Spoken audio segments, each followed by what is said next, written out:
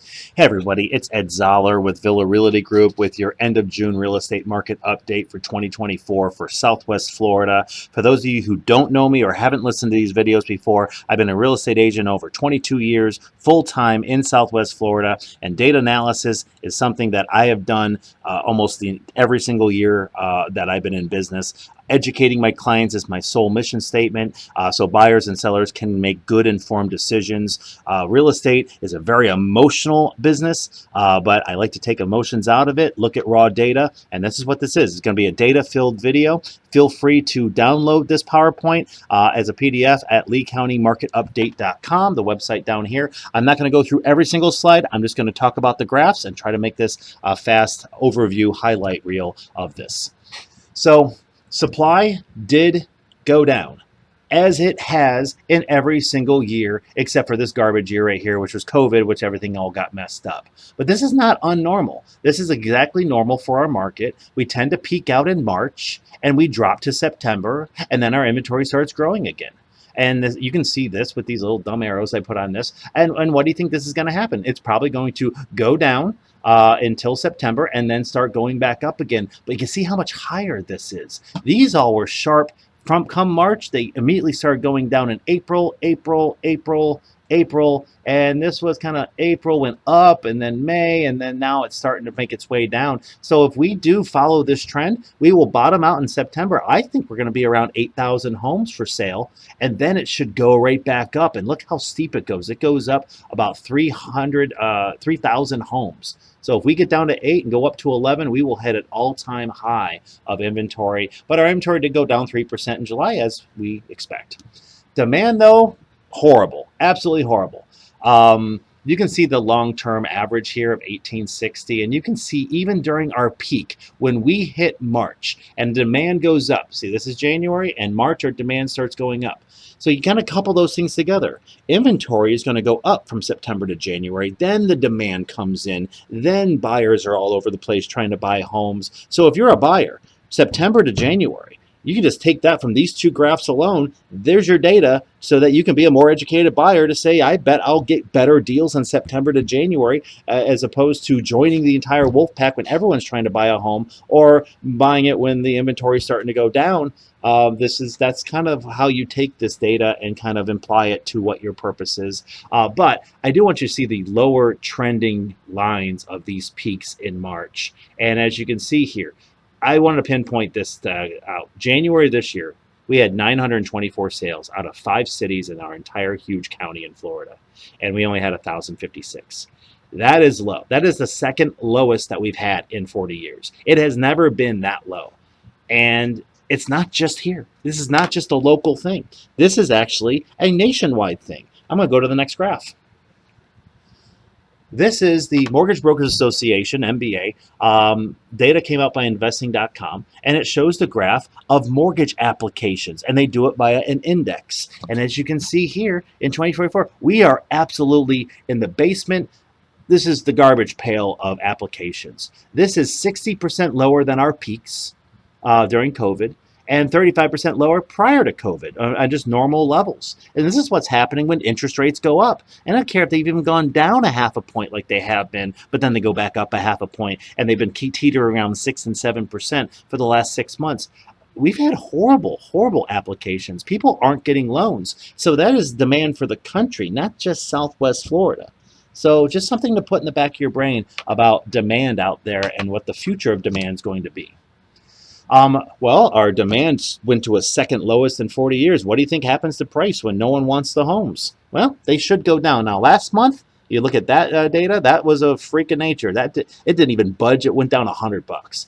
But it made up for it here. It went down 2%. We lost $9,000. Funny that a builder in our neighborhood, the #1 builder for our area, dropped all their homes $10,000.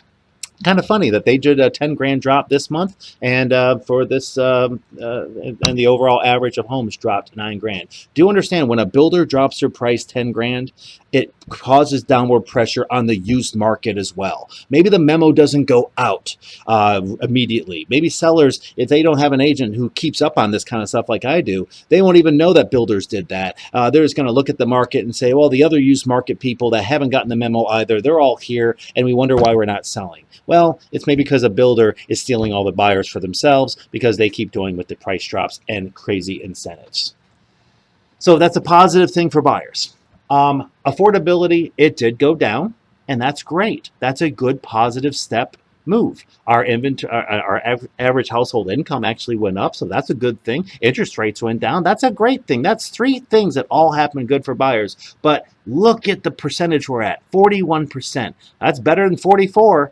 But compared to historic since 05, the last time we were in the 40s, it just plummeted right back down, overshot our long-term average, and got down into the dumpster there. And then stabilized around that 22, 23%. This takes a mortgage payment, interest rates, the price of our homes, and everything into consideration, divided by the median household income. All of this data is out there for us to do this, so I can make this graph and show you that we are making a step in the right direction as far as this going down, but we are still way overpriced. This needs to come way down. And so we need corrections on almost everything from taxes, insurance, interest rate, home price. Got a long way to go, but we are making steps in the right direction for buyers. The home value growth month over month graph, when you're looking at these graphs, guys, and I don't want you to kind of dissect them too much. That's what I'm here to do on this video. But here's how I look at this. I look at stabilization. 0 means stable. That means that the value of the home really didn't go up, but it didn't go down. And that's stable, right? And if it goes over and it's going up slightly, well, that's because income goes up slightly. That's why you see the majority of the years in a decade, it's just slightly going up. A house is going up 0.9% a month or 0.2% a month times 12 months. That's a 1, 2, 3, 4, 5% increase as we expect real estate to do. But when corrections happen or you get way outside of that realm, and of course this was during COVID, and houses were going up 2% a month, 24, 30% a year.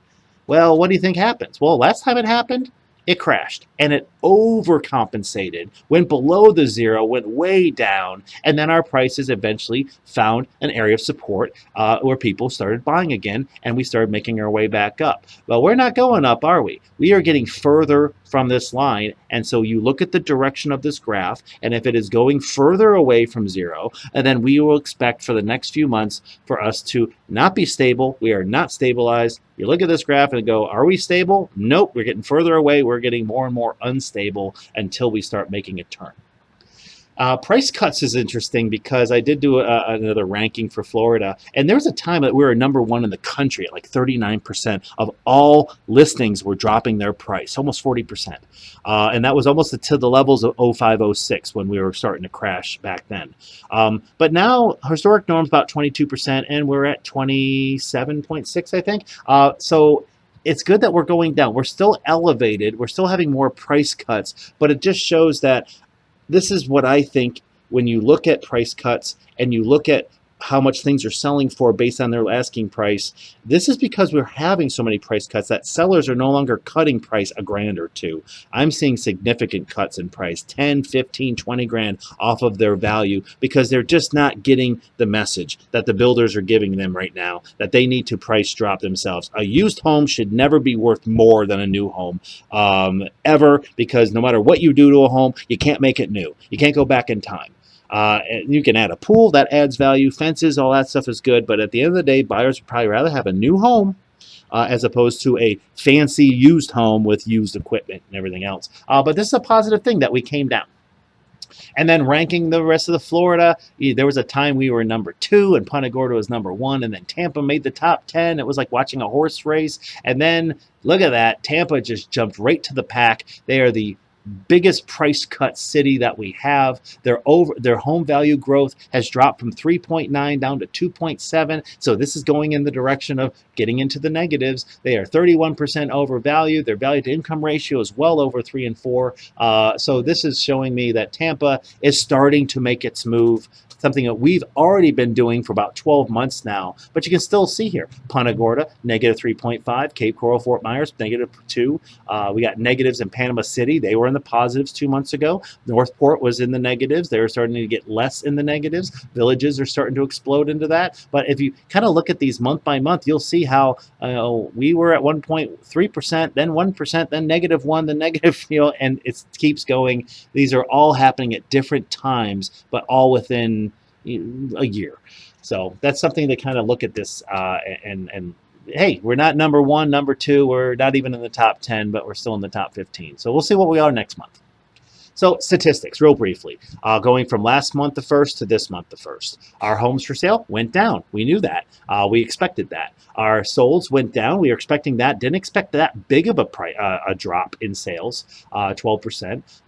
Pending sales, now remember, pending sales are future sales. They're next month's sales. So when you have 1,500 pendings and only 1,000 of them sold, well, that means probably a couple hundred of them fell off the market, withdrew themselves, failed inspection, didn't appraise, something like that. So if this number is lower, I would expect next month's lower number of solds to also be lower. The builders actually gained more houses. New constructions for sale went up, not by much, by 5, but they've been selling homes, and so they are actually still building more homes than they are selling, and that's good for buyers. It's not so good for sellers. Average time on market stayed the same. Our average asking prices went down significantly. Our median selling price went down significantly, but our asking price to sold ratio, which is the asking price, what it sold for compared to the asking price on the average, actually went up. And this is, I think, that memo going out to the owners out there with people like me. There are so many agents, and they are still in denial, saying that this market's the best time to ever buy. And they're telling their clients, oh, no, this is just a blip in the map. And we've been, for the last year, knowing that this isn't a blip. It's got to do a full correction. We know where the target is, and it might take a year or two to get there, but we'll start seeing data pinpoint towards when we are actually going to start stabilizing. But at least sellers of used market is starting to drop their price a little bit more. And of course, buyer's market, seller's market. What I do is I put this line in there, and if it's below the line, it's a seller's market. This is how many months of inventory we have with the current demand. And when you go to this first little bracket here, that is a normal seller's, and this was a normal buyer's market. When you start dropping below that and getting down here, that's an extreme seller's market. And we know that from 2021 pretty much to July 2022, for a whole year and a half, sellers got whatever they wanted quickly, in an hour, in a minute. You probably heard the stories. And of course, buyers are overpaying, and they're paying too much money. And then we got back to a normal seller's market. And then when it tiptoes and starts going above that line, we start getting into a normal buyer's market, extreme, and I call this the mega buyer's market. Well, we were in there, it went down to normal buyers, went back up to mega, and we are continuing to go up. We got lots of inventory, almost, we're a little over 9 months of inventory, of standing inventory, and that means we're going to see more price drops and probably more price corrections going on. All right, I go back to this graph, guys, because I made some circles on this graph. If you didn't see my last month's video, I will explain what this is. This is historically, since 1963, builder inventory, the month's supply in the country that they have. And there's something that is related to this. When it goes above 9, it has only done that 1, 2, 3, 4, 5, 6, and 7 times since 1963. And you can name something that was going on during that time. The 1973 stagflation recession, the double dip 80s recession, the 1990s recession, the Great Recession of the big bubble pop, and then, of course, the COVID-19 recession, and then whatever this is. I put question marks there because that's now, that's current, that's this month. We went from 9.1 months to 9.3, so we're gaining. Builders are gaining more inventory nationwide. Now, what are these circles? And I want to explain what that is. I was not circling the bottoms of the graphs. As you can see, I didn't do that here. I was circling key years for this next graph to talk about. And that is some of the big news for July. unemployment's gone up, and that affects buyers. So let me just show you here. Anytime unemployment has gone beyond a certain level, and I'm not talking about it being at 4.1, which it is right now, all right, but when it goes year over year, there's a graph that shows year over year unemployment growth, and there's a key factor. If it goes over 14% or more year over year, that has only happened 1, 2, 3, 4, 5, 6, 7 times on these years. Well, that's what I circled here. So when unemployment year over year grew 14% right here, inventory went up for builders. It did it here, inventory went up for builders, and we went into a recession. It did it double dip in 80s, did it here. It did it here, it went up here. I didn't really catch a recession in 95. Those of you who are watching that remember 95, I was kind of in college, so I wasn't really looking at real estate back then. But we all know right here, this is when unemployment started going up, went up by 14% year over year, and then we had a recession. And then right here, and we had the COVID recession, and now we just hit it right here. If I circle this, what is that going to do for builders? And what does that mean for our economy? You know, there's something very similar about all of these recessions here. Not only did this go up, unemployment went up 14% at the same time, and feds were tightening monetary policy and rising interest rates to combat inflation. Isn't that what's going on right now? Isn't that exactly the news that's going on right now with it? So we have a bunch of factors that all indicate that we, A, might go into recession, B, demand in real estate might go down some more, and C, there's just too many things that are it's not coincidence when it's happened year over year over year, and that's why looking at historic data matters. So this was given out by the U.S. Bureau of Labor Statistics, and it shows here that before COVID, and this highlighted gray graphs is when you had a recession. But when we were at 3.5, obviously with COVID, we had a recession and unemployment skyrocketed. It quickly came back down, and it did at one point go back to 3.5%. But since January, when it started ticking up to 3.7, it has gone up to 4.1. But the biggest thing is year over year unemployment went up 14%, and that has only happened 7 times since 1963. Something that's entertaining. How does that impact real estate? You guys can read all of this, but at the end of the day, I did what banks do with ratios, and I looked at what happens to home buyers when unemployment goes up and what household income goes down, and I've done all that math. So just to sit there and say that a buyer today, right now, can afford a $325,000 home or a $250,000 house. Of course, banks are going to take the lower of the two numbers because I would assume that they have the average debt of America. But if you have no debt, then you can afford this. If you have the average debt, then you can afford this on a home.